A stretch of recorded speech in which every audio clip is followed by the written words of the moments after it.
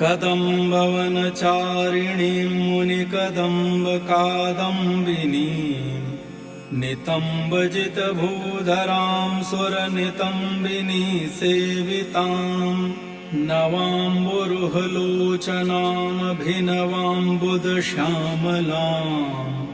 त्रिलोचनकुटुम्बिनीं त्रिपुरसुन्दरीमाश्रये कदम्बवनवासिनीं कनकवल्लकीधारिणीं महार्हमणिहारिणीं मुखसमुल्लसद्वारुणीं दयाविभवकारिणीं